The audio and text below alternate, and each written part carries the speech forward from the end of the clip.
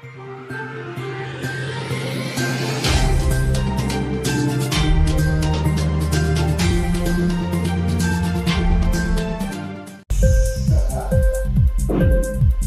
TV prime time news కి స్వాగతం.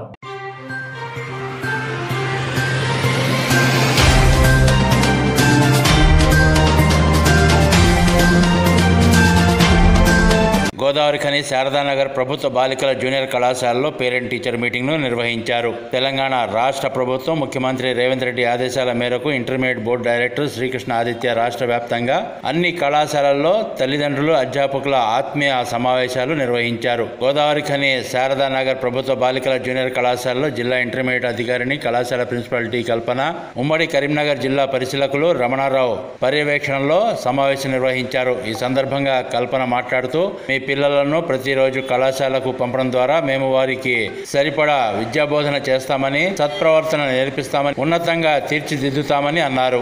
కళాశాలలో అన్ని మౌలిక వసతులు డైరెక్టర్ కల్పిస్తున్నారని తెలిపారు. రమణరావు మాట్లాడుతూ, డైరెక్టర్ ప్రత్యేక కృషి ద్వారా ఆన్లైన్ బోధన, కమాండ్ కంట్రోల్ ద్వారా నిరంతర పర్యవేక్షణ చేస్తున్నారని, ఉద్యోగులకు శిక్షణ కార్యక్రమాలు, సీసీ కెమెరాల ద్వారా లెక్చరర్స్, సిబ్బంది పనితీరు ఎప్పటికప్పుడు పరిశీలించి మార్పులు వచ్చే విధంగా కృషి చేస్తున్నారని తెలిపారు. విద్యార్థుల తల్లిదండ్రులకు అన్ని విషయాలు పూర్తి స్థాయిలో అవగాహన కల్పించారు, సూచనలు చేశారు. వారు అడిగిన ప్రశ్నలకు సమాధానం ఇచ్చారు. విద్యార్థుల హాజరు శాతం, పరీక్షల ఫలితాలు వివరంగా తెలిపారు.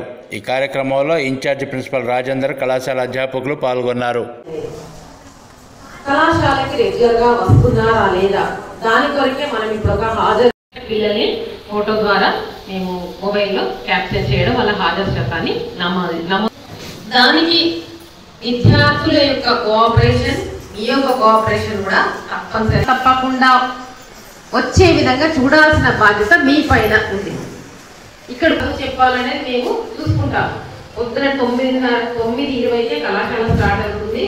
9:20కే మేము ఎంత ప్రయత్నం చేసినా ఒక 50% స్టూడెంట్స్ కూడా మెల్లమెల్లగా 9:30, 10 గంటల వరకు కూడా ఫస్ట్ పీరియడ్ అయిపోయే వరకు మేము గట్టిగా వాళ్ళని ఏమి అనేక పరిస్థితులు లేకుండా పోయింది. అంటే పరిస్థితి కావచ్చు, తల్లిదండ్రులు ఇంట్లో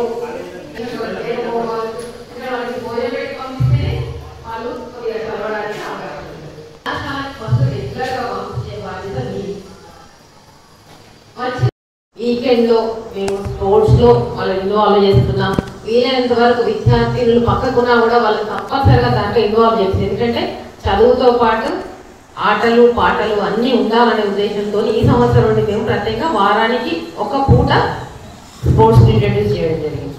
మార్నింగ్ టైంలో వాళ్ళు కంపల్సరీ, ప్రేయర్ టైంలో యోగా ఒక 10 minutes యోగా చేపిస్తున్నాం, మెడిటేషన్ చేపిస్తున్నాం. దీని ద్వారా అంటే ఒక ప్రశాంతమైనటువంటి వాతావరణంలో వాళ్ళు క్లాస్ రూమ్కి వెళ్ళినట్లయితే లెక్చరర్ చెప్పినటువంటి అంశాలు చక్కగా గ్రహించడానికి అవకాశం ఉంటుందనే ఉద్దేశంతోనే ఇవన్నీ కూడా ఏర్పాటు చేయడం జరిగింది.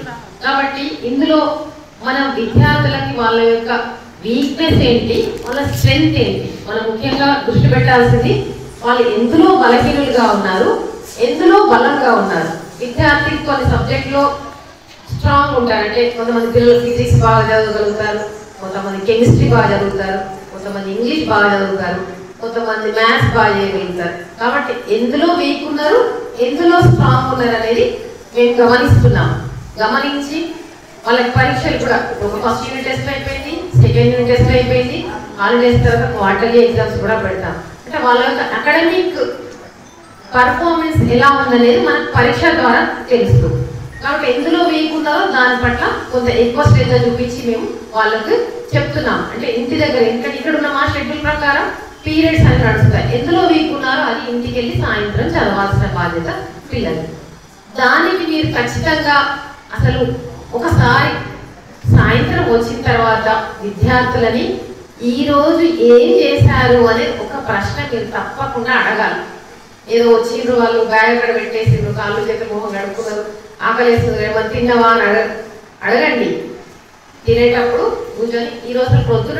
ఇంక్లాబ్ టీవీ వీడియోలు మీకు నచ్చినట్లయితే లైక్ చేయండి, షేర్ చేయండి, కమెంట్ చేయడం మర్చిపోకండి. సబ్స్క్రైబ్ చేయని వాళ్ళు వెంటనే సబ్స్క్రైబ్ చేసుకోండి. మా వీడియోలు మీరు వెంటనే చూడాలనుకుంటే కింద ఉన్న గంట సింబల్ని గట్టిగా కొట్టండి.